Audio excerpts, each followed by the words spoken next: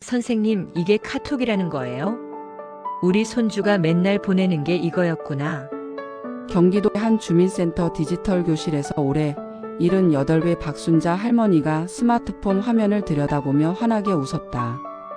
그 옆에서 대학생 자원봉사자 김민지 24시가 네, 할머니. 이제 손주분한테 직접 답장 보내보세요 라며. 함께 웃음을 터뜨렸다. 박 할머니의 이야기는 우리 사회 곳곳에서 일어나고 있는 작지만 따뜻한 변화의 한 장면이다.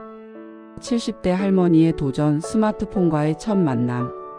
박순자 할머니는 평생 시장에서 채소 장사를 하며 살아왔다.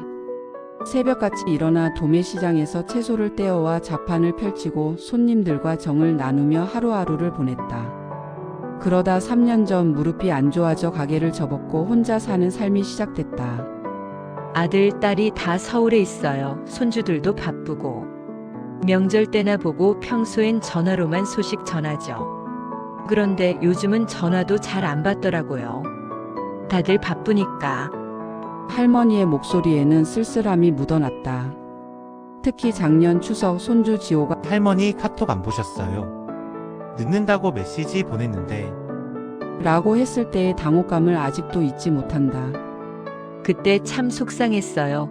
카톡이 뭔지도 모르고 스마트폰은 아들이 사줬는데 통화하는 것 말고는 쓸 줄 몰랐거든요. 손주가 뭔가 보냈다는데 못 봤다니 할미가 꼰대 됐구나 싶더라고요. 그날 이후 할머니는 결심했다. 나도 배워야겠다. 손주들이 보내는 거 보고 싶다. 작년 11월 박 할머니는 동네 슈퍼에 붙은 전단지를 보았다. 어르신 스마트폰 교실 누구나 배울 수 있습니다. 라는 문구가 눈에 들어왔다. 처음엔 겁났어요. 나이 들어 뭘 배우나 머리에 들어오겠나 그래도 용기 내서 전화했죠. 손주 얼굴이라도 자주 보고 싶어서요. 첫 수업날 할머니는 2시간 일찍 도착했다. 떨리는 마음으로 문을 열고 들어가니 비슷한 또래 어르신들 15명이 이미 와 있었다. 다들 긴장한 표정이었다. 강사로 나선 건 대학생 자원봉사자들이었다. 김민지 씨를 비롯해 5명의 젊은이들이 어르신 3명당 1명씩 붙어 1대1로 가르쳐 주었다. 할머니 천천히 해보세요. 제가 옆에 있으니까 실수해도 괜찮아요. 민지 씨의 부드러운 목소리에 할머니의 긴장이 조금씩 풀렸다. 그렇게 첫 시간에 배운 건 전원 켜기와 끄기 그리고 화면 밝기 조절이었다. 그게 뭐가 어렵냐고요? 아이고, 우리한테는 그것도 산 넘고 물 건너는 일이었어요. 손가락 힘 조절이 안 돼서 자꾸 다른 데를 눌러요. 그럼 화면이 확 바뀌잖아요. 그럼 또 당황하고. 하지만 민지 씨는 몇 번을 물어봐도 실은 내색 없이 웃으며 알려줬다. 할머니 손가락이 예쁘셔서 화면이 잘 안 눌리나 봐요. 이렇게 살짝만 톡 건드리듯이 해보세요. 그 말에 할머니는 웃음이 났다. 2달간 주 2회씩 수업이 이어졌다. 전화 받고 끊기, 사진 찍기, 갤러리 보기. 하나하나가 새로운 세계였다. 그 중에서도 가장 어려웠던 건 카카오톡이었다. 채팅방이 뭔지, 단톡방이 뭔지, 프로필 사진은 또 뭔지. 머리가 지끈지끈했어요. 그런데 민지 선생님이 할머니, 우리 손주 사진으로 프로필 만들어 볼까요? 라고 하더라고요. 그날 할머니는 지갑에서 손주 지호의 사진을 꺼냈다. 초등학교 입학식 때 찍은 사진이었다. 민지 씨는 그 사진을 스캔해서 할머니 휴대폰에 넣어주고 프로필 사진으로 설정하는 법을 알려줬다. 화면에 지호 얼굴이 뜨는데 눈물이 핑 돌더라고요. 이게 되네. 내가 이걸 하네 싶었어요. 그 다음 주 할머니는 드디어 손주에게 첫 카톡을 보냈다. 지호야 할미야 단 5글자였지만 그 메시지를 보내기까지 30분이 걸렸다. 자판에서 지읒을 찾고 이를 찾고 히읗을 찾고. 그런데 5분도 안 돼서 답장이 왔다. 할머니가 카톡을 하세요. 대박. 뒤이어 엄지척 이모티콘이 줄줄이 날아왔다. 그 이모티콘이라는 게 뭔지 몰랐어요. 그냥 노란 손 그림만 막 왔어요.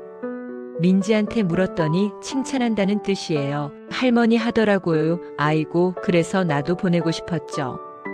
다음 수업 시간 할머니는 민지 씨에게 이모티콘 보내는 법을 배웠다. 하트, 박수, 웃는 얼굴. 할머니는 그 중에서도 하트를 제일 좋아했다. 손주한테 사랑한다는 말을 입으로는 쑥스러워서 못했거든요. 근데 이 그림으로는 되더라고요. 신기하죠? 물론 실수도 많았다. 어느 날 할머니는 손주에게 보낼 메시지를 동창회 단톡방에 보내버렸다. 지호야, 오늘 뭐 먹었어? 할미가 보고 싶네라는 메시지가 60명이 있는 단톡방에 올라간 것이다. 핸드폰이 미친 듯이 울렸어요. 친구들이 순자야, 지호가 누구야? 손주 생겼어? 하며 난리가 났죠. 얼굴이 빨개져서 민지한테 전화했더니 웃으면서 할머니 괜찮아요. 다들 축하해 주시잖아요 하더라고요. 그 일로 할머니는 오히려 친구들과 더 가까워졌다. 친구들도 하나둘 디지털 교실에 등록했고 이제는 단톡방에서 매일 안부를 주고받는다. 아침마다 굿모닝 그림 보내고 오늘 날씨 좋다 사진 찍어 올리고 재밌어요. 옛날엔 한 달에 한 번 만나서 밥 먹었는데 이젠 매일 봐요. 손전화기 안에서요.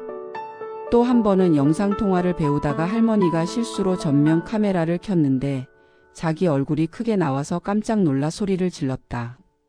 귀신이야. 옆에 있던 어르신들과 대학생들이 모두 웃음바다가 됐다. 우리끼리는 그런 실수가 웃음거리예요. 아무도 놀리지 않고 다들 나도 그랬어 하면서 같이 웃어요. 이 나이에 학교 다니는 기분이에요. 아주 재밌어요. 지금 박할머니는 손주 지호와 일주일에 두세 번씩 카톡을 주고받는다.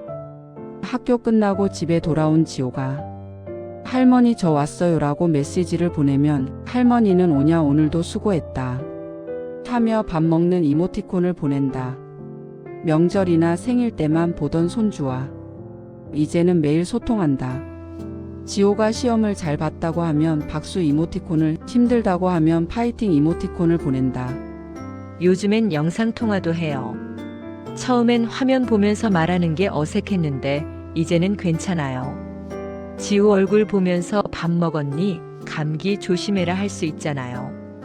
옆집 사는 것처럼 가깝게 느껴져요. 얼마 전에는 지호가 학교에서 그린 그림을 사진으로 찍어 보냈다. 할머니는 그 사진을 저장하는 법을 배워서 갤러리에 모아놓고 심심할 때마다 꺼내본다. 예전엔 손주가 뭐 하는지 모르고 살았어요.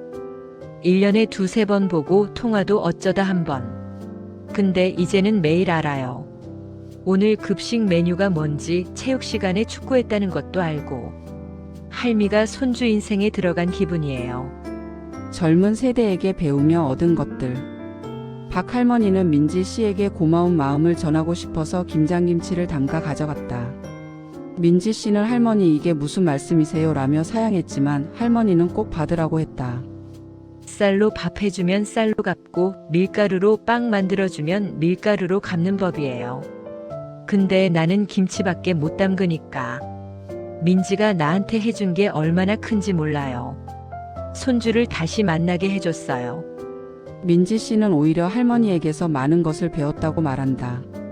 처음엔 봉사활동 학점 때문에 시작했어요. 솔직히 어려울 거라고 생각 안 했죠. 그냥 스마트폰 좀 알려드리면 되는 거 아닌가. 근데 완전 달랐어요. 민지 씨는 할머니들이 새로운 것을 배우는 모습에서 용기를 배웠다고 했다. 70대, 80대가 되어서도 배우려는 열정이 있다는 게 놀라웠어요. 실수해도 포기 안 하시고 모르면 또 물어보시고. 저는 요즘 좀 어려운 일 있으면 할머니도 하셨는데 나라고 못할까? 생각해요. 오히려 제가 더 많이 배웠어요. 할머니와 민지 씨의 관계는 이제 선생과 학생을 넘어섰다. 민지 씨가 고시 공부로 힘들어하면 할머니가 민지야 파이팅이라고 메시지를 보낸다. 할머니가 배운 이모티콘을 동원해서 말이다. 디지털 세상으로 넓어진 할머니의 일상. 요즘 박할머니는 유튜브도 본다. 민지 씨가 알려준 건강체조 영상을 따라하고 요리 레시피를 검색해서 손주 좋아하는 음식을 만든다. 이게 참 신기해요. 궁금한 게 있으면 물어보면 다 나와요. 무릎에 좋은 운동이라고 검색하니까 영상이 주르륵 나오더라고요. 옛날에는 병원 가서 물어봐야 했는데 날씨 앱도 쓰고 버스 도착 시간도 확인하고 QR코드도 찍는다. 병원 예약도 이제는 앱으로 한다. 처음엔 무서웠어요. 잘못 누르면 어쩌나, 돈 나가면 어쩌나. 근데 민지가 하나하나 알려줘서 이제는 혼자서도 해요. 세상이 넓어진 기분이에요. 지난달에는 손주 지호 생일에 쿠팡으로 선물을 주문했다. 민지 씨와 함께 연습해서 혼자 힘으로 해낸 첫 온라인 쇼핑이었다. 주문하고 나서 떨렸어요. 진짜 올까? 근데 이틀 만에 지호네 집에 도착했다고 연락이 왔어요.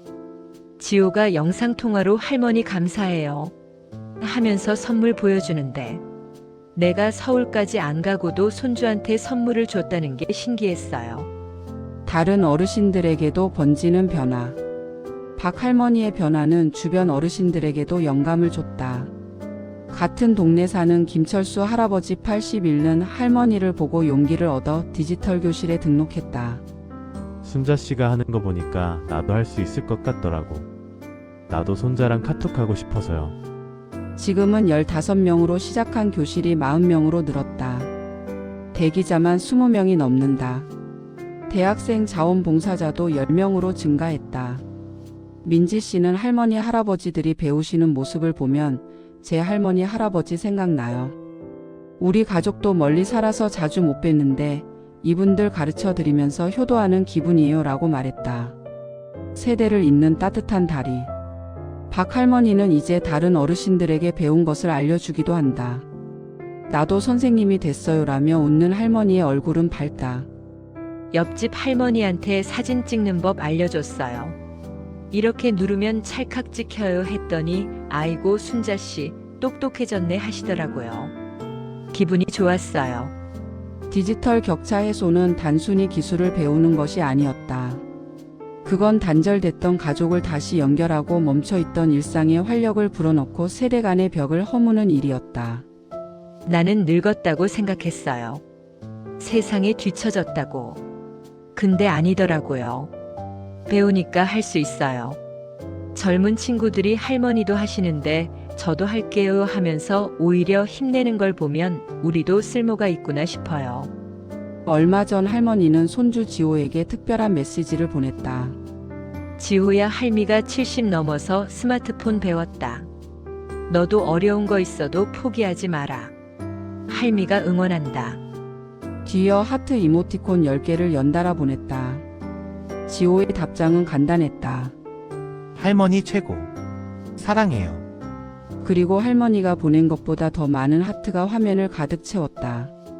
박순자 할머니의 작은 도전은 이렇게 큰 울림이 되어 퍼져나가고 있다. 디지털 세상에서 소외됐던 어르신들이 하나둘 용기를 내고 젊은이들은 그 모습에서 삶의 지혜를 배운다. 기술이 만든 격차를 기술로 메우는 과정에서 정작 우리가 발견한 건 변하지 않는 진리였다. 배움에는 나이가 없고 사랑을 전하는 데는 방법이 중요하지 않다는 것. 그리고 서로를 이해하려는 마음만 있다면 70년의 세대 차이도 충분히 좁힐 수 있다는 것을. 다음엔 뭘 배울까요? 수업을 마치고 나오며 할머니가 민지 씨에게 물었다. 민지 씨가 인스타그램 한번 해볼까요? 라고. 답하자 할머니는 그게 뭔데? 라며 또 환하게 웃었다. 배움은 계속된다. 그리고 그 배움이 만드는 연결도 계속해서 자라난다.